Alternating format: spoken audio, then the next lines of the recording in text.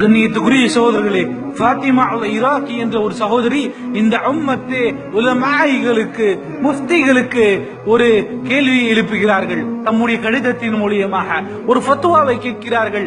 என்னவென்று சொன்னால், என்னுடைய பெயர் ஃபாத்திமா, நான் ஈராக்கில் இருக்கக்கூடியவர். எம்முடைய சகோதரனை தேடி அமெரிக்க நாய்கள் எம்முடைய வீட்டின் கதவை தட்டியது. ஆனால் எம்முடைய சகோதரன் அவருடைய கைகளுக்கு அகப்படவில்லை என்று தெரிந்தவுடன் அவர்கள் எம்மை இழுத்துச் சென்றார்கள். எம்மை இழுத்து கைது செய்து சிறையில் அடைத்தார்கள். இதோ நாங்கள் இந்த சிறையிலே ஒரு 13 பெண்கள் கன்னி பெண்கள் இருக்கிறோம். 13 கன்னி பெண்கள் இருக்கிறோம். அல்லாஹ் அக்பர். தினமும் எங்களை அவர்கள் நிர்வாணப்படுத்தி எங்களை கற்பழித்துக் கொண்டிருக்கிறார்கள். இதோ நான் இந்த கடிதத்தை உங்களுக்கு எழுதும் பொழுது உங்களுடைய ஒரு சகோதரி ஒருவர் தற்கொலை செய்து கொண்டு இருக்கிறார்.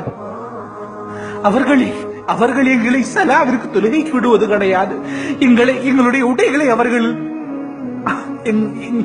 எங்கள் உடைகளை நாங்கள் போடுவதற்கு அவர்கள் அனுமதிப்பது கிடையாது. அல்லாஹ் அக்பர்.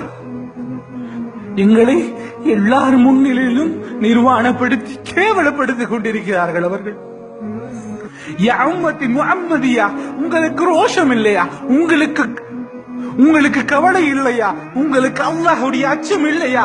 நாளை இதே போல உங்களுக்கும் இந்த நிலைமை வரலாம். அல்லாஹ்வை பயந்து கொள்ளுங்கள், அஞ்சிக் கொள்ளுங்கள், அல்லாஹ்வை பயந்து கொள்ளுங்கள் மறுமையை என்று சொல்லிவிட்டு அந்த சகோதரி ஃபாத்திமா அல்-இராக்கி என்ற அந்த ஒரு சகோதரி சொல்கிறார்கள், உம்மத்தி உலமாய், முஃப்திகளே, எங்களுக்கு அனுமதி கொடுங்கள்.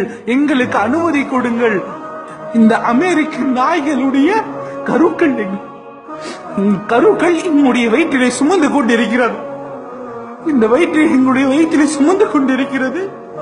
அந்த கருக்கள் என்னுடைய வயிற்றிலே சுமந்து கொண்டிருக்கிறது.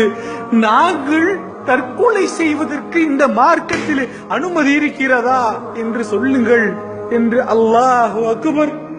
அந்த ஃபாத்திமா அல்-இராக்கி என்ற சகோதரி இந்த முஃப்திகளை பார்த்து கேட்டார். கண்ணியத்துக்குரிய சகோதரர்களே, இந்த உலமாக்களுடைய உலகம் நடுநடுங்கி போனது. அல்லாஹு அக்பர். அஞ்சிக் கொள்ளுங்கள் அல்லாஹ்வை, பயந்து கொள்ளுங்கள் மறுமையை. உங்களுடைய சகோதரன் எனக்கு துன்பம் ஏற்பட்டால், உங்கள் சகோதரனுக்கு துயரம் ஏற்பட்டால் நீங்கள் அதை பற்றி சிந்திக்கவும் இல்லை, கவலையும் அடையவில்லை என்று சொன்னால் நினைவில் வையுங்கள், அடுத்து அந்த துன்பத்துக்கு ஆளாக கூடியவர் நீங்களாகத்தான் இருப்பீர்கள் என்று. இதை குறித்து அல்லாஹ் ரப்புல் ஆலமீன் மறுமையில் நிச்சயம் உங்களை கேட்பான். ஒருவரையும் அல்லாஹ் விட்டு வைக்க மாட்டான். அல்லாஹ் விசாரிப்பதிலே மிகவும் கடுமையானவன். கண்ணியத்துக்குரிய சகோதரர்களே, அஞ்சிக் கொள்ளுங்கள் அல்லாஹ்வை, பயந்து கொள்ளுங்கள் மறுமையை.